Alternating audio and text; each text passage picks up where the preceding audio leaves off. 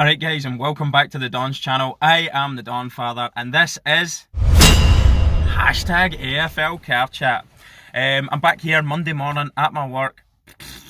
Rubbish, but I'm going to give you a review of round 12, the weekend's fixtures that have been. And I know this morning here, 6:20, it's a bounce up for Collingwood and Melbourne. So I don't think I'll see that, but I'll check out the highlights later. But anyway, the games that have been, I'll give you a bit of a roundup. I watched about three or four live, and I've seen the highlights as well, the others. So absolutely outstanding coupon buster of a weekend.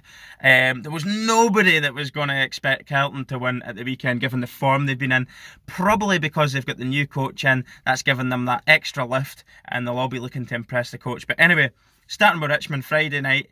Friday night for you, Friday day for me. Richmond Geelong. I had Geelong down to win. I didn't think it would be just as one-sided as it was. It ended up 37-104 to Geelong. Absolutely strolled it. Gary Ablett Jr., if you've got him in your team, he's absolutely sensational. Just see off the ruck when the ball comes off the ruck and he's just in the timing of it, the intelligence just to pick up the loose ball and straight through in an easy kick. But he just does things so easily, simply. He just makes a game, he just reads the game so well. Very, very intelligent footy player and an absolute joy to watch. Even as he's getting older, he's still got it. So on to the Saturday morning game for us. It was early afternoon, I presume, in Oz. But I was up at 5 o'clock in the morning, and do you know what? I was not let down. Game of the weekend for me, the shock of the weekend, really. The Lions obviously have got it in their locker to be hit or miss, but they had been going in reasonable enough form. Carlton had been going in horrific form. They'd get rid of their coach through the week, and of course got the new man in. And didn't the players respond? Absolutely outstanding. They've won 78-63 at the end, and I think they clawed back I think it was something like 40-3 in favour of the Lions. 37-point deficit. They clawed that back, took the game by the scruff of the neck, and stepped up and absolutely strode it for about 2 or 3 quarters. Fantastic to watch. Want to give a shout out to a couple of players because they were magnificent. Charlie Curnow and Patrick Cripps, sensational. In fact, a couple of the Curnow boys, his brother as well. And also there was a boy at the back, and I forgot his name now, big tall fella at the back. Every time the Lions put the ball forward, he just cleaned it up. Absolutely sensational for such a young side. Maybe the tide is turning, maybe they're going to come out the other side of it. I hope it wasn't just a honeymoon period, new coach coming in, them trying to impress, and it's back to the usual way of losing for Carlton. Because do you know what, some of their young boys are unbelievable. They probably shouldn't be in this position in the ladder, but having said that, Carlton could be turning a corner now. Who knows? Anyway, on to Saturday again. Gold Coast Suns versus North Melbourne. The Roos absolutely strolled it again. North Melbourne, it does look tight. 72-99 to North Melbourne. Not really got much to say about this. It wasn't the most amazing of games. It was standard game. I saw the highlights anyway. I never watched it live, so it's hard enough for me to comment on.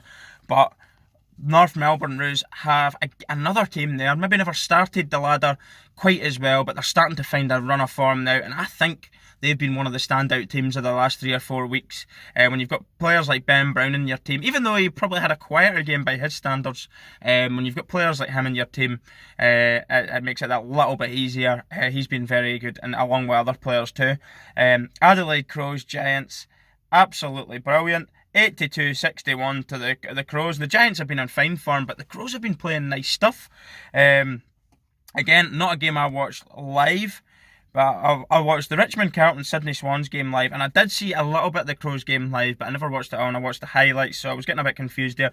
82-61 in favour of the Crows anyway, and Eddie Betts, I just like the way he moves. I like the way he moves. He's such a tricky little player. I mean, he just skips to the left, he skips to the right, he just bounces past people. Just when you think he's ran the ball out, he manages to do something he dances like he's on ice, like a ballerina, past players, makes it look easy, and his goal kicking's fantastic. He is another standout player of the weekend. Really enjoy watching him. He might not even have been the best player for the Crows, but it's just the way he moves, isn't it? He's just so enjoyable to watch. He just glides through games. He's an absolute wizard. He's a joy to watch. On to Sydney Swans, West Coast Eagles, which was yesterday morning for us, yesterday afternoon in Oz. Sydney Swans, West Coast Eagles. Everybody will know that I had the Eagles down to win. I think they had 5 straight wins. Sydney Swans couldn't really buy a winner as well. They've been playing really nice stuff, but the results just haven't been showing that. But what a game! What a game from the Swans. Absolutely loved it. I think it's only the second time they've hit a century in this ladder. 116-71, and I want to give a shout out to the big man, Buddy Franklin, but also to another boy, Papley. He was sensational. And Barkley as well. Was it Barkley you call him? He just scooped the ball up with the left hand. But after the siren, there was just a kick from Buddy Franklin that just epitomises how good he is. Far from the right. I think it was near the 50 metre mark on the right hand side. Really, really tight angle anyway. After the siren, boom, they'd already won it. He didn't even need to kick it and score, but he did. I think he hit 5, Papley hit 5. They were both sensational. An absolute pleasure to watch. The Swans were absolute value for money, and they actually stunned me a wee bit because, as I say, I had them tipped to lose that game purely based on the form going into it. The Eagles look really, really good from what the games that I've watched. Did not expect it. I've Collingwood Melbourne today. Bounces off, I think 6:20 here UK time. I think Collingwood will win, but you can't rule the demons out. If there was one thing I've learned about this sport so far, is it's nearly unpredictable. The competition is so good this year, from what I've been gathering from a lot of my subscribers, talking to them, saying it really is. The way that the sport has got so competitive across the board, it's thrown up crazy results sometimes. But I had Geelong to win, the Lions to win, but Carlton won that one. That was the coupon buster right there, I think. I don't know if anybody's backed Carlton to win. If you have, and you've got all the results up so far, wow. I'm stunned at that.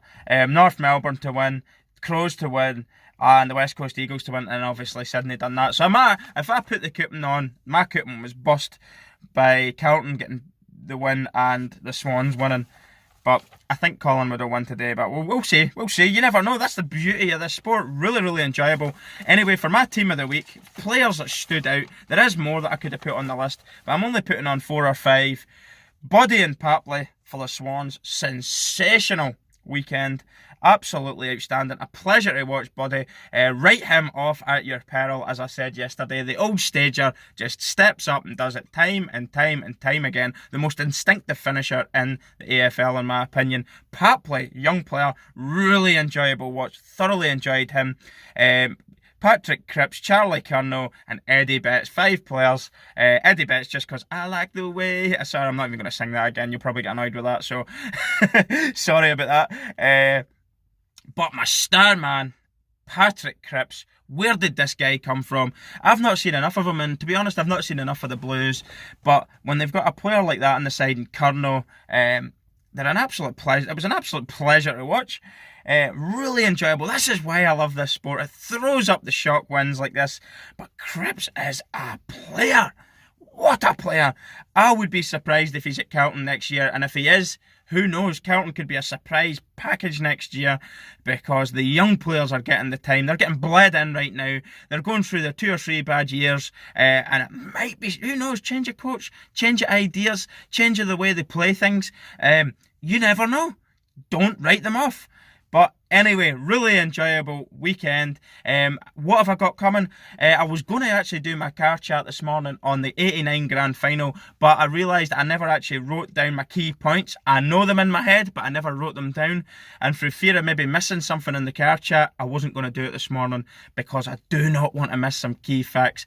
Grand Final in 89, the VFL, between the Hawthorn Hawks and Geelong Cats, is something that goes down in folklore for good reason. It really set the precedence as well, didn't it, for the rivalry that you see today between these 2 clubs. But absolutely fantastic fantastic. I watched the documentary. I'm disappointed I never watched the documentary before I did the reaction to the Hawthorn highlights.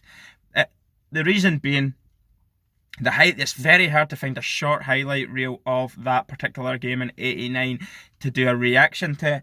So what I'm doing is the review. I'm sure if you've been following my channel, you know that I'm going to do that anyway. So stay tuned for that, along with some other stuff. I'm going to do a wee highlight reel on Patrick Cripps to dig a little bit more into more highlights of this man, because he is my surprise player. Nobody's really mentioned. I've just kind of came across him by watching it, and I like what I see. Very, very good player. Well done to him. Star player of the weekend, according to me, who knows really relatively limited amount of stuff. But anyway, he stood out for me, so congratulations to him, and indeed the players that got in the team of the week, and to Carlton and Sydney for busting any coupons that might have been out there. You done well. Well done everyone that's won, and I look forward to watching the highlights later on today when I get home from work, between Collingwood and Melbourne. Thanks again, guys, for tuning in to my hashtag AFL car chat. It's a joy. I know people are enjoying it. It's a joy for me to talk about this sport, as I absolutely love it. I'm going to go into my work now and absolutely batter people's ears about the weekend that we've had in the AFL, even though they know nothing about it, and I'm sure they're probably sick listening to me. I'm going to do it anyway. Thanks again, guys. I am the Donfather. It's been a pleasure. See you soon.